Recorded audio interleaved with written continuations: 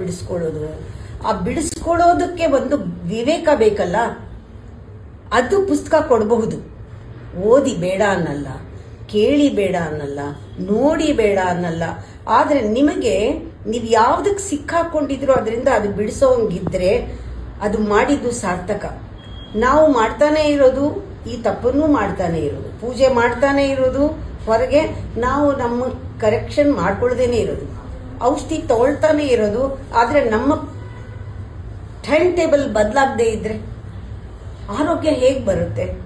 ನಮ್ಮ time ಟೇಬಲಲ್ಲಿ walking ಸೇರಿಸ್ಬೇಕು, ಯೋಗ ಸೇರಿಸ್ಬೇಕು, ಮೌನ ಸೇರಿಸ್ಬೇಕು, ಸ್ವಲ್ಪ ಹೊತ್ತು ಮೌನವಾಗಿ ಒಬ್ಬರೇ ಇರೋದು, ಒಂದು ಅರ್ಧ ದಿವಸ ಫೋನ್ ಮುಟ್ಟದೇ ಇರೋದು, ಈತೆಲ್ಲ ನಾವು ಡಿಸಿಪ್ಲಿನ್ನ ನಮ್ಮಲ್ಲಿ ಮಾಡ್ಕೊಳ್ಳದೆ ಇದ್ರೆ, ಇದನ್ನೇ ಪತಂಜಲಿನೂ ಹೇಳಿರೋದಲ್ವಾ.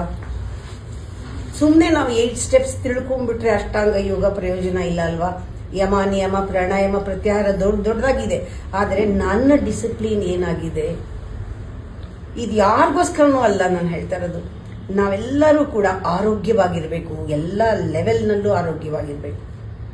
ಅಟ್ಲೀಸ್ಟ್ ನಮ್ಮ ದೇಹದ ಆರೋಗ್ಯ, ಮನಸ್ಸಿನ ಆರೋಗ್ಯ, ಎಮೋಷನಲ್ಲಿ ವೆರಿ ಇಂಪಾರ್ಟೆಂಟ್. ಇವಾಗ emotional balance, emotional harmony, emotional health, ಎಮೋಷನ್ಸ್ನ ಅಲ್ಲಿ ನಾವು ಉಪಯೋಗಿಸ್ದೇನೆ ಬ್ಲಾಕ್ ಆಗಿರೋ energy, we are not channelising our emotion.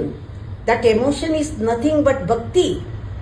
ಆ ಭಕ್ತಿ ನಮ್ಗೆ ಅನುಭವಕ್ಕೆ ಬರಬೇಕಾದ್ರೆ ನಮ್ಮಲ್ಲಿ ಪ್ರೇಮನೇ ಹುಟ್ಟದೇ ಇದ್ರೆ, ನಮ್ಮಲ್ಲಿ ಬರೀ ಮೋಹನೇ ಇದ್ರೆ, ಮೋಹನ ಪ್ರೇಮ ಅಂತ ತಪ್ಪು ತಿಳ್ಕೊಂಡಿದ್ರೆ, ವಸ್ತು, ವಿಷಯ, ವಿಚಾರ, ವ್ಯಕ್ತಿ, ಪ್ರಪಂಚ, ಇದರಲ್ಲಿ ಮೋಹ, ಆ ಮೋಹ ಪ್ರೇಮ ಆಗ್ಬೇಕಲ್ಲ. ಇರ್ಲಿ, ಪ್ರಪಂಚದಲ್ಲಿ ಮೋಹ ಹೋಗಿ ಪ್ರೇಮ ಆಗ್ಬೇಕಲ್ಲ. ಒಂದು ವಸ್ತುನ ಪ್ರೇಮಿಸಿ, ಮೋಹಿಸಬೇಡಿ. ಪ್ರೇಮಿಸಿದಾಗ ನಾವು ಅಟ್ಯಾಚ್ ಆಗಲ್ಲ, ಮೋಹಿಸಿದಾಗ ಅಟ್ಯಾಚ್ ಆಗ್ತೀವಿ.